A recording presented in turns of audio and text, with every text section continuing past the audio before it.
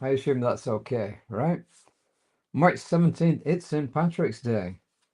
In case you didn't know, I am actually not wearing green, am I? I'm wearing brown, but there's plenty of green around here. So I actually grew up in the northwest of England, basically in an Irish Catholic community. So I didn't know that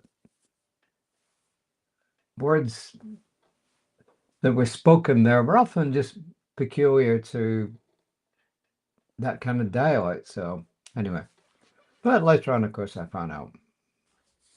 Let me see. March 17th. It isn't a St. Patrick's Day quote. It says, there is God within us and we glow when God stares us. There is God within us and we glow when God stares us. I thought it was kind of appropriate to our usual messages that go out into the ethers here. And today's message going out into the ether is, wow, what words do we need to share? What words do we need to share? And my screen is sharing itself in a huge way right now. In fact, it still is.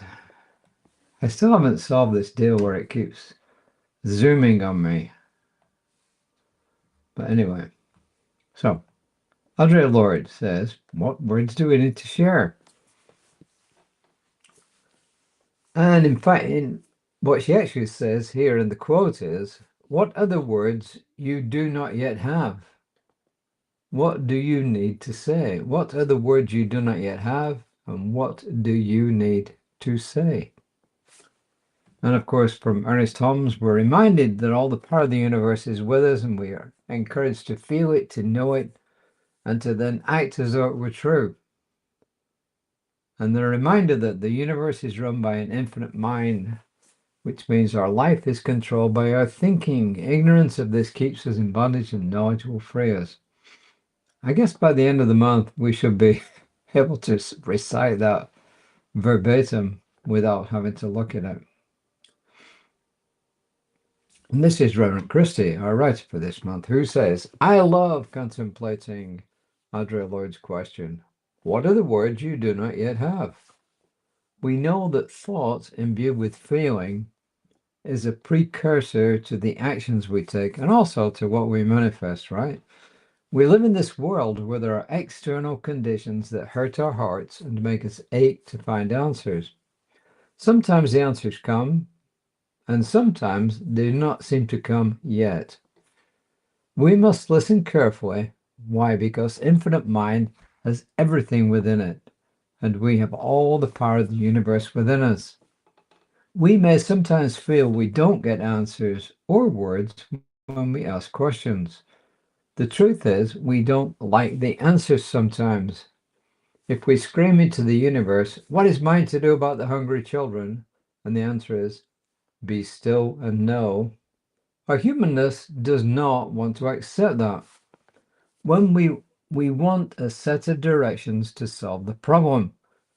She says, I often say to myself, if I truly believe that we're all one and that each of us has the power of the universe at our disposal, what other words do I need to share into the suffering?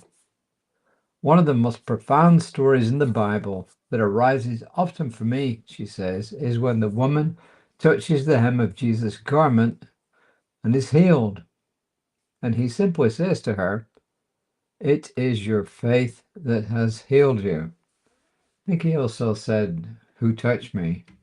And the disciples were kind of amazed because there was a big crowd of people around and they're all pressing in on him. But of course, he felt, and I think it says somewhere there, he felt the power drawn from him. So the bottom line is, we do have all the power of the universe at our disposal, and we can use as much of it as we believe we can use, given our humanness, right? Given our humanness.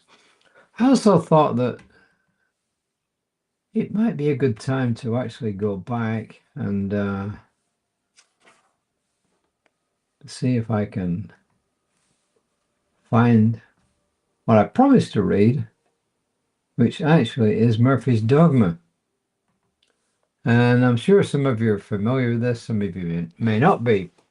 Murphy's Dogma. Murphy is the human whisperer. He watches over his human, Dr. Bob looking. And of course, these are Dr. Bob's words, right? So he looks over him when he isn't working on his column.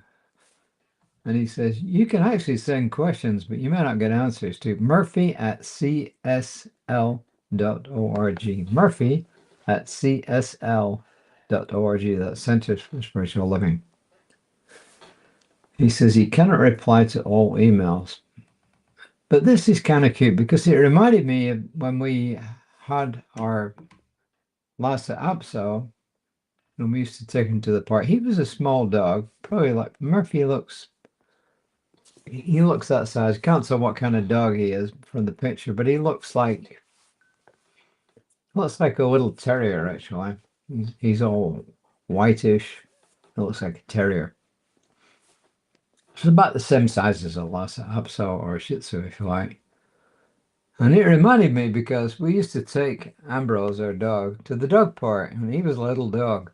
So we used to actually put him in the smaller dogs. We never actually dared because he was a scaredy cat.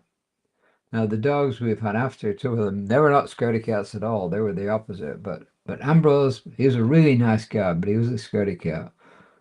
So anyway, Murphy's Dogma, pause with perspective. So this is a message to us humans from a dog standpoint. He says, I love the dog park. None of us look alike, and none of us come from the same place or sound the same. He says there are only a few important unwritten rules. Sniffing is fine, but there's no biting except in play. Everyone knows the universal posture that says, it's time to play. If the play is too rough, rolling over on your back means stop. The ball belongs to whoever has it.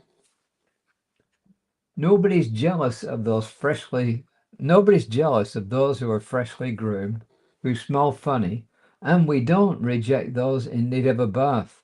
Yep. In the park, being small doesn't make me less important than my brothers and sisters, and especially those who are bigger than their human friends. Size just doesn't matter. It says, I go to a faith-based dog park. Each of us has faith that once in the park we're safe and can follow the only doctrine that makes sense. The park belongs to everyone. Run, jump, and play until you drop. I've heard our humans say things like badly treated dogs bite because they're afraid, because they don't trust, because they have sustained mental or physical abuse. Does that make sense to me? I suspect this is true for all human beings as well. Too often I see hurt humans bite each other with words and actions. He says, the thing I don't understand is why so many of them are celebrated. He says, I think hurt people need a safe park to go where they can learn how to play again. Or maybe for the first time. Let's be a safe space for each other to process. And that, my friends, is Murphy's Dogma. So how do you like it? You've never heard it before. I think it's kind of cute. You know, it kind of takes the human rough edges of things and just looks at things from a totally unbiased perspective. You know, no judgment. That's what it is. No judgment. So,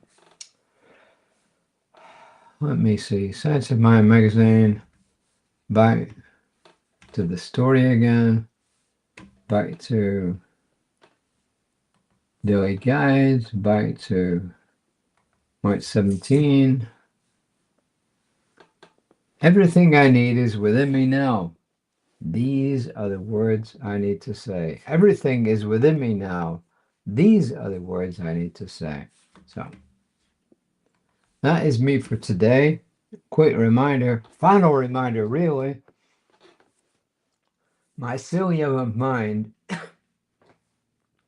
starts tomorrow, 10 a.m. to 11:30 a.m. Central. There's a book that goes with it by the same name, Mycelium of Mind. If you want to know more about it, I put some information there in the description, and also just email me email info@creativelife.org, or text me and I'll send you the links. info@creativelife.org will get you the link. It's $80, which is like $20 a lesson. There's 4 lessons, an hour and a half each. The book that goes with it, and he's also sending out study notes. He has a study guide. He's sending out study notes. He's put a lot of efforts into this. He is David Lemaster, who is a religious science practitioner. So that's probably going to be my final plug. And he is recording it in case you cannot get to every single one. So no excuse. Go ahead, sign up for it. And that or anything else, text me. I will always respond. So until next time, I wish everyone a wonderful rest of the day, a wonderful evening. And look out for my colleague, Reverend Lisa, tomorrow at 9:15 a.m. on Creative Life Spiritual Center's Facebook page. And until next time, namaste.